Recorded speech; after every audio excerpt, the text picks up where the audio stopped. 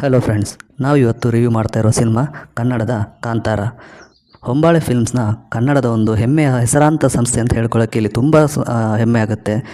ಈ ವರ್ಷ ಅವರು ಡೆಲಿವರಿ ಮಾಡಿರೋ ಸಿನಿಮಾ 100 crore ಕ್ಲಬ್ ಸೇರಿದೆ. ತುಂಬ ಸಂತೋಷ ಆಗುತ್ತೆ ಇಷ್ಟು ದೊಡ್ಡ ಒಂದು ಸಂಸ್ಥೆ ನಮ್ಮಲ್ಲಿದೆ ಅನ್ನೋದಕ್ಕೆ. ಅಷ್ಟೇ ಅಲ್ಲದೆ ರಿಷಬ್ ಶೆಟ್ಟಿ ಅವರ ಡೆಡಿಕೇಶನ್ ಈ ಸಿನಿಮಾಕ್ಕೆ ಆಲ್ಮೋಸ್ಟ್ 5 years ಈ ಸಿನಿಮಾಕ್ಕೆ ಅವರು ಕೊಟ್ಟಿದ್ದಾರೆ. ಒಂದೊಂದು ಇದಿರ್ಬೋದು, ಅದರ ಕ್ಲಾರಿಟಿ ಇರ್ಬೋದು ಅಥವಾ ಡೀಟೇಲಿಂಗ್ ಇರ್ಬೋದು, ಅಲ್ಲಿ ಬಳಸಿದ ವಸ್ತುಗಳು ಇರ್ಬೋದು, ನಿಮಗೆ ಹಳೆಯ ಕಾಲದ ನೆನಪಾಗದೇ ಇರೋದಿಲ್ಲ ಈ ಸಿನಿಮಾ ನೋಡ್ತಾ ಇದ್ದರೆ. ಅಷ್ಟೇ ಅಲ್ಲದೆ ಇದರಲ್ಲಿ ಆ್ಯಕ್ಟರ್ಸ್ ಇರ್ಬೋದು ಅಥವಾ ಕಾಸ್ಟಿಂಗ್ ಇರ್ಬೋದು, ಎಲ್ಲೂ ನಮಗೆ ಈ ಕ್ಯಾರೆಕ್ಟರ್ ಯಾಕೆ ಬೇಕಿತ್ತು ಅಂತ ಎಲ್ಲೂ ಅನಿಸೋದಿಲ್ಲ.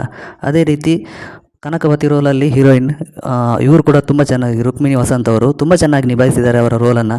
ಅದೇ ರೀತಿ ವಿಲನ್ಸ್ ಇರ್ಬೋದು, ಎಲ್ಲ ಕ್ಯಾರೆಕ್ಟರ್ಗಳು ತುಂಬ ಚೆನ್ನಾಗಿ ಮೂಡಿ ಬಂದಿದೆ. ಇದು ಪೂರ್ತಿ ಫ್ಯಾಮಿಲಿ ಜೊತೆ ಹೋಗಿ ನೋಡುವಂಥ ಸಿನಿಮಾ. ಎಲ್ಲೂ ಕೂಡ ನಿಮಗೆ ಈ ಸೀನನ್ನು ಮಕ್ಕಳ ಜೊತೆ ನೋಡೋಕ್ಕಾಗಲ್ಲ ಅಥವಾ ಫ್ಯಾಮಿಲಿ ಜೊತೆ ನೋಡೋಕ್ಕಾಗಲ್ಲ ಅನ್ನೋದು ಎಲ್ಲಿ ಸೀನ್ ಕೂಡ ಇಲ್ಲ. ಹಾಗೆ ವಲ್ಗರಿಟಿ ಆಗಲಿ, ಯಾವುದೇ ಡಬಲ್ ಮೀನಿಂಗ್ ಜೋಕ್ಸ್ ಆಗಲಿ ಎಲ್ಲೂ ಯೂಸ್ ಮಾಡಿಲ್ಲ. ಹಾಗಾಗಿ ಈ ಸಿನಿಮಾನ ನೀವು ಪೂರ್ತಿ ಫ್ಯಾಮಿಲಿ ಜೊತೆ ನೋಡ್ಬೋದು. ಅಷ್ಟೇ ಅಲ್ಲದೆ ಸಿನಿಮಾ ತುಂಬ ಎಂಟರ್ಟೈನ್ ಮಾಡುತ್ತೆ. ನಿಮಗೆ ಎಲ್ಲಿ ಕೂಡ ಒಂದು ಗಳಿಗೆನೂ ಕೂಡ ಬೋರ್ ಅಂತ ಅನಿಸೋದಿಲ್ಲ. ಪೂರ್ತಿ ಸಿನಿಮಾ ನೀವು ಆರಾಮಾಗಿ ಕೂತ್ಕೊಂಡು ನೋಡ್ಬೋದು. ಅಷ್ಟೇ ಅಲ್ಲದೆ ಸಾಂಗ್ಸ್ ಕೂಡ ಹಾಗೆ ತುಂಬ ಚೆನ್ನಾಗಿ ಮೂಡಿ ಬಂದಿದೆ. ಕಾಂತಾರ ಫಸ್ಟಲ್ಲೂ ಕೂಡ ಅಷ್ಟೇ, ಇದರಲ್ಲೂ ಅಷ್ಟೇ. ಆ್ಯಕ್ಚುಲಿ ಇದು ಕಾಂತಾರ ಫಸ್ಟ್, ಓಲ್ಡ್ ಕಾಂತಾರ ಅಂತ ಹೇಳೋಣ. ಓಲ್ಡ್ ಕಾಂತಾರದಲ್ಲಿ ಕೂಡ ಹಾಡುಗಳು ತುಂಬ ಹೈಲೈಟ್ ಇದ್ದವು. ಇಲ್ಲಿ ಕೂಡ ಅಷ್ಟೇ ತುಂಬ ಚೆನ್ನಾಗಿ ಮೂಡಿ ಬಂದಿದೆ. ದೈವದ ಸೀಕ್ವೆನ್ಸ್ ಇರ್ಬೋದು, ಗ್ರಾಫಿಕ್ಸ್ ಇರ್ಬೋದು, ಒಂದು ಹುಲಿಯ ಗ್ರಾಫಿಕ್ಸ್ ಇರ್ಬೋದು, ತುಂಬ ಚೆನ್ನಾಗಿ ಮೂಡಿ ಬಂದಿದೆ. ನಿಮಗೆಲ್ಲೂ ಬೋರ್ ಅಂತ ಅನಿಸೋದಿಲ್ಲ. ಅದೇ ರೀತಿ ಸಿನಿಮಾದ ಡೈಲಾಗ್ಗಳಿರ್ಬೋದು, ಕಾಮಿಡಿ ಒಂದು ಸ್ವಲ್ಪ ಡಲ್ ಅಂತ ಅನಿಸಿದ್ರು, ಅಷ್ಟು ಏನು ಸ್ವಲ್ಪ ಫೋರ್ಸೇಬಲ್ ಅಂತ ಅನಿಸ್ತು. ಬಟ್ ಓಕೆ, ನಮಗೆಲ್ಲೂ ಬೋರ್ ಅಂತೂ ಅನಿಸೋದಿಲ್ಲ. ಸೆಟ್ ಡಿಸೈನ್ಗಳಿರ್ಬೋದು, ನಮ್ಮ ಕನ್ನಡದಲ್ಲಿ ಈ ಥರ ಸಿನಿಮಾಗಳು ಮೂಡಿ ಬರ್ತಾ ಇದೆ ಅಂತ ತುಂಬ ಸಂತೋಷ ಆಗ್ತಾಯಿತ್ತು ನನಗೆ. ಸಿನಿಮಾ ನೋಡ್ತಾ ಇದ್ದರೆ ಇದು ಕನ್ನಡ ಸಿನಿಮಾನ ಅಂತ ಅನಿಸ್ತಾ ಇತ್ತು. ನಮ್ಮಲ್ಲಿ ನ್ಯಾಚುರಲಾಗಿ ಬರ್ತಾ ಇದ್ದ ಸಿನಿಮಾಗಳಲ್ಲಿ ಎರಡೇ ಥರ ಸ್ಟೋರಿ, ಒಂದೇ ರೌಡಿಸಮ್ ಅಥವಾ ಲವ್ ಸ್ಟೋರಿ. ಇದನ್ನು ಬಿಟ್ಟು ನಾವು ಹೊರಗೆ ಹೋಗ್ತಾನೆ ಇರಲಿಲ್ಲ. ಮತ್ತು ನಾವು ಕನ್ನಡ ಸಿನಿಮಾಗಳಿಗೆ ಮಾರ್ಕೆಟ್ ಇಲ್ಲ ಅಂತ ಹೇಳ್ತಾಯಿದ್ರು. ಈಗ ನೋಡಿ, ಈ ಥರ ಸಿನಿಮಾ ಮಾಡಿದಾಗ ಬರೀ ಕರ್ನಾಟಕ ಅಲ್ಲ, ನಾರ್ತ್ ಸೈಡ್ ಕೂಡ ತುಂಬ ಒಳ್ಳೆ ರಿವ್ಯೂ ಬರ್ತಾ ಇದೆ. ಆಲ್ಮೋಸ್ಟ್ ಹೆಚ್ಚಿನವರು ಪಾಸಿಟಿವ್ ರಿವ್ಯೂ ಕೊಟ್ಟಿದ್ದಾರೆ.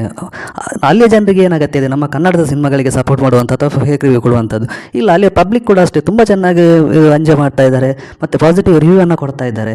ಈ ಥರ ಸಿನಿಮಾಗಳನ್ನು ಮಾಡಿದರೆ ಯಾಕೆ ನೋಡಲ್ಲ? ನಾವು ಮಾಡೋ ಥರ ಮಾಡಿದರೆ ಖಂಡಿತ ಸಿನಿಮಾ ಹಿಟ್ಟಾಗುತ್ತೆ, ಜನ ಅದಕ್ಕೆ ಸಪೋರ್ಟ್ ಮಾಡ್ತಾರೆ ಅನ್ನೋದಕ್ಕೆ ಕಾಂತಾರ ಒಂದು ಒಳ್ಳೆಯ ಒಂದು ಉದಾಹರಣೆ ಅಂತ ನಾವಿಲ್ಲಿ ಹೇಳ್ಬೋದು. ಅದೇ ರೀತಿ ಲಾಸ್ಟ್ ಟೈಮ್ ಬಂದ ಸೂಫಾಮ್ ಸೋ ಇರ್ಬೋದು, ಇವರೆಲ್ಲ ಒಳ್ಳೆಯ ಒಂದು ಎಕ್ಸಾಂಪಲ್ ಸೆಟ್ ಮಾಡ್ತಾ ಇದ್ದಾರೆ.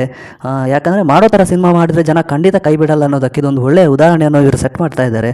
ಇನ್ನೂ ಇಂಥ ಸಿನಿಮಾಗಳು ನಮ್ಮಲ್ಲಿ ಇನ್ನೂ ಹೆಚ್ಚಾಗಿ ಮೂಡಿ ಬರಲಿ, ಹೊಸ ಪ್ರಯೋಗಗಳನ್ನು ನಮ್ಮ ನಿರ್ದೇಶಕರು ಮಾಡಲಿ.